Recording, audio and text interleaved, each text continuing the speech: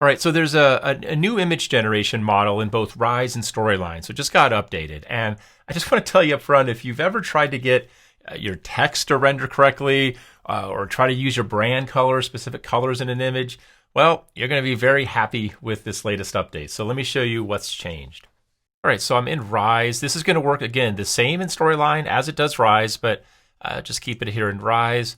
And let's just drop in a quick prompt. So have an enthusiastic camper, dark hair, holding up a wooden sign that says, "Welcome to Camp Crystal Lake 1980. I'm just using a built-in cinematic prompt. So here's the generator right here. So by default, it's going to be enabled on new courses and when you create new images. However, you may have an older course that used the previous model. And you think, well, why always want to use the latest model? That makes the most sense, right? Well, yes and no. If you already have a previous course developed, you may want to stick with the previous model because the images are going to render slightly differently and you may want that visual consistency. All right, so here's the new model. Let's see what we look like here. Notice the detail here in the sign. You can see it's even got that kind of embossed look, like it's been carved into the sign. And text all looks correct, right? And let's come back through. Okay, so these all, oh, that's hilarious. These all look really good, and we'll just choose one of these to insert. And then what I'll do really quickly is just add an image from the previous model just to compare and contrast. Now, I think the older model may have still be a little better, but let's disable that and see what we get for quality. What I expect to see is maybe the text isn't perfectly spelled correctly, or maybe there's just not the level of quality and details.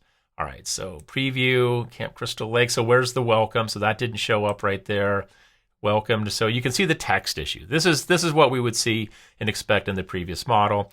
But when you compare and contrast that with an updated model, you can see how clear and how accurate this is. And now let's just drop in a additional prompt. So let's say edit, and we'll say replace with AI. And then let's say make the wooden sign, a hex value, specific hex value. Now let's try it. Now, again, we're going to get a slightly different image, right? Because every time you generate an image, it's going to be a slightly different version. I still expect the text to be correct, and then we should see that wooden sign represent that dark brownish red hex value. Okay, cool. So let's take a look. Preview. Welcome to Camp Crystal Lake. Yep, there's that color. And we still see that same color on the board. So a significant update. Oh, that even included the hex value just in case you forget it, but we don't need those last two. But the first two look fantastic. I think I would keep that one and insert it. So again, that's the updated image model. Just remember that, I'll just pop this open one more time. If you have a full course and you're going already generated with the previous model and you're just trying to retain consistency and you don't need text with the or specific colors, probably want to stay with the previous model just for that visual consistency in the course. However, if you're starting something new or you're just updating a course and you need some specific images, this will be on by default, so you don't really have to do anything different.